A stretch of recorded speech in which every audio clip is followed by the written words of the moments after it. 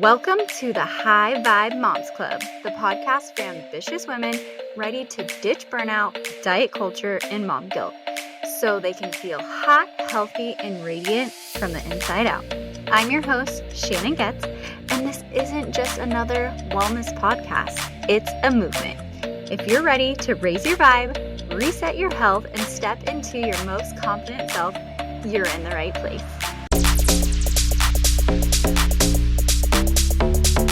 Hi, friend. I am so excited that you are here with me this week and you are committed to the lifelong journey of becoming the best version of yourself. So today's topic, I've had so many of my clients struggling with this, so I wanted to dive a little bit deeper into it. I briefly talked about it on my Instagram, but I mean, you can only say so much in a couple second reel. Okay, so if you're a mom who used to feel motivated, energized, and confident in your body, and now you continuously find yourself thinking, what happened to me? This is the episode that you want to really listen to. Because I want you to know that us moms, we don't just lose motivation. It is because we start to lose ourselves. And this distinction matters more than you think because I've been there. This happened to me after I've had my second son, and I felt so lost in the chaos of motherhood, work, being a wife, all the things, that I just started to lose who I was, who I wanted to be.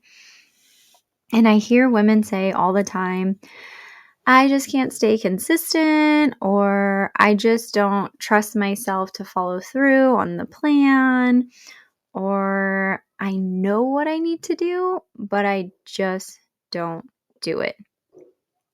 And unfortunately, there's always the assumption that something is wrong with me.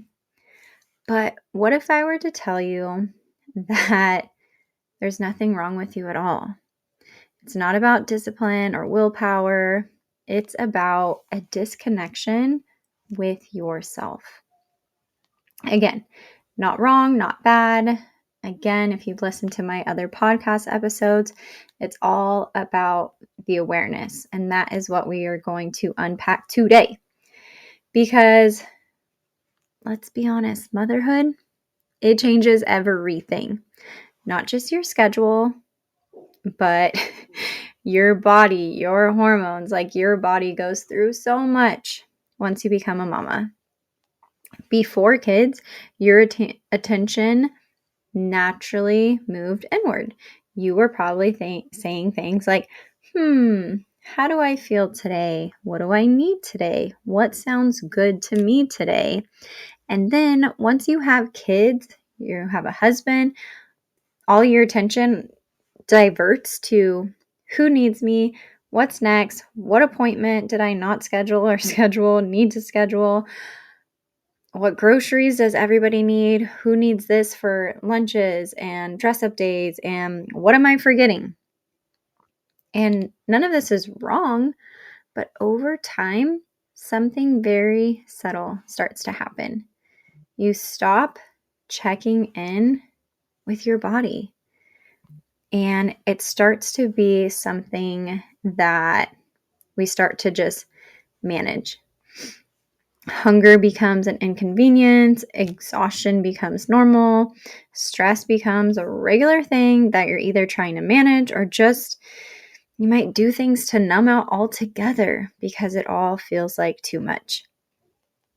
And now when we eat, it is at a certain time and a certain amount if you're following macros, calories, and you might not even be hungry, but you're literally just following a plan or something because you should. Same with workouts. You feel like, okay, maybe I should just do it, but you might even be punishing yourself. You're not doing it because you're like, wow, this is going to make me strong as I age. This is great for my bone density. This is great so I can get up and get down. we start to say, I ate those tacos, or I had the cookie, or whatever. I guess I should go work out and burn it off. Like, we are so disconnected from our bodies, and we push through signals. In an earlier episode, I dive a little bit deeper into what some of those exact signals are. So I'll link it in the show notes because I can't recall the episode number off the top of my head right now. But this is why so many high-functioning, capable, intelligent women feel frustrated with their health. It's not because they failed. It's just because you've been so disconnected from your body for so long. And when you're disconnected from your body, consistency becomes incredibly difficult. And it's not because you don't care. We all care. We all want to be healthy and improve. But it's because you're not in a relationship with yourself anymore.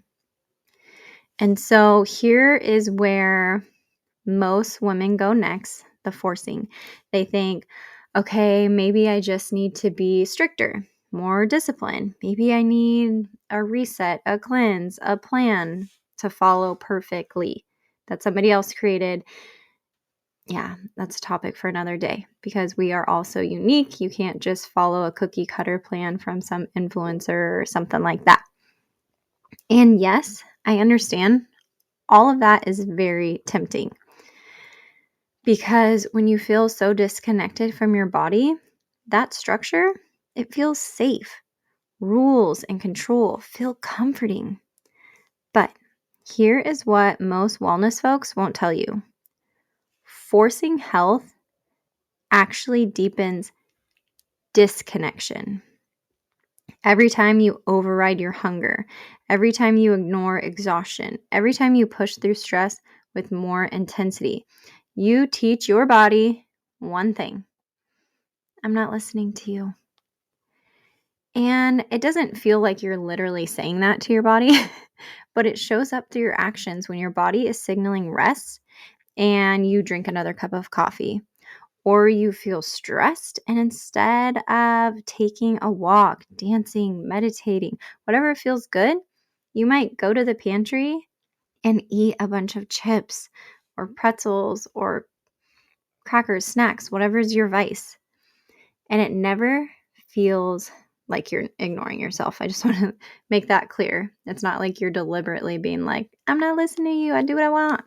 No, it's you subconsciously take these other actions because that's how our society is. Tired?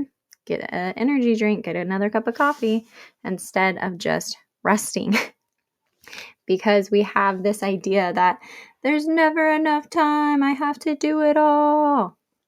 And this is why so many women feel like they have to start over every Monday, why motivation comes in waves, why consistency feels so fragile.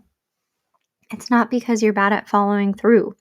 It's because you're forcing health that keeps you in a cycle of control and rebel and control and rebel again and again instead of support and trust. So now you're probably like, Shan, got it. So if forcing doesn't work, if that's not the right method, what is? All right. Consistency, it is a state of regulation. And this is something I am continually working on myself. It's not just a one and done thing. Life comes with new phases and obstacles, and it's about working through them to find your state of regulation again instead of just pushing harder. Because when your body feels supported, when your nervous system isn't constantly in that fight or flight, and that is when food and movement start to feel safe again instead of stressful, instead of just another thing to add to your list. When this happens, you naturally show up. Again, not perfectly, but consistently. And this is why identity matters so much. When a woman starts to feel like herself again, not just the version of her before kids, but the version of her who is energized and present, your habits, your behaviors, they change without the force. You want to eat in a way that supports your energy. You want to move You want to move your body in a way that feels good. And you're way more likely to follow through because it fits in with your life. It's not being forced. Support restores consistency because it removes the need to fight yourself. And this is where the real transformation happens. Again, not through trying harder, but through rebuilding trust with your body. And I have gone through this personally because there was a season where I was doing everything quote unquote right on paper, eating healthy, tracking every meal and calorie, working out 5-6 days a week, following a plan. And yet I still felt exhausted, bloated, and frustrated that my effort wasn't matching my results. I was literally living off of energy drinks. I would wake up and I would have a fat burner because I was always feeling so wiped out and exhausted. But I just thought, hey, I guess this is how we have to do it to get our results, right? And it just felt so hard. And this is when I decided that I wasn't going to just follow another cookie cutter plan that wasn't right for myself, my body, my phase of life. I had to learn how to work with my body instead of against it, which is not what we're typically being told. Most, especially on Instagram, TikTok, I hear a lot of influencers and coaches saying that you just have to push past how you feel and just do it anyways. It's about the discipline. You just got to show up. Don't mind my bro voice. And there is a difference between I don't want to get out of my warm bed because I feel so comfy, and I am so wiped out from not sleeping through the night that I need this little bit of extra sleep. So I just want to straighten that out since our brains will always default to being comfy, being safe. But here's the thing. When you work on regulating, calming your nervous system, supporting your gut, simplifying your routine, you slowly start to feel like yourself again. And from there, everything else follows. You then start to realize how having the opportunity to work out, eating nutrient-dense foods feels good, and you want to show up for yourself.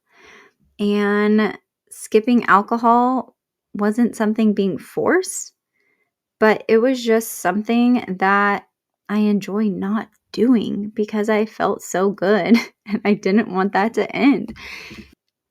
So I don't really drink alcohol. Ever since I had kids, with the breastfeeding and you're pregnant and all the things, you just kind of stop drinking alcohol. And then after I realized how good it felt to not drink alcohol, it's very rare that you'll actually see me drinking because why, as busy moms, we're already have enough on our plate. Why do we want to wake up in the morning feeling terrible? Actually, there is a woman that I'm going to be interviewing where she talks about how to slowly, easily reduce alcohol consumption.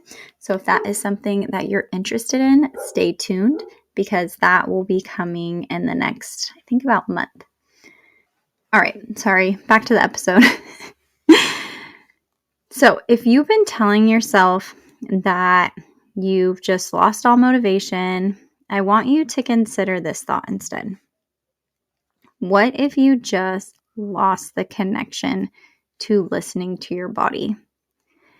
What if consistency isn't something you're failing at, but something your body is just asking for support around. You don't need to fix yourself. You don't need to try harder. And you don't need to wait for a slower season.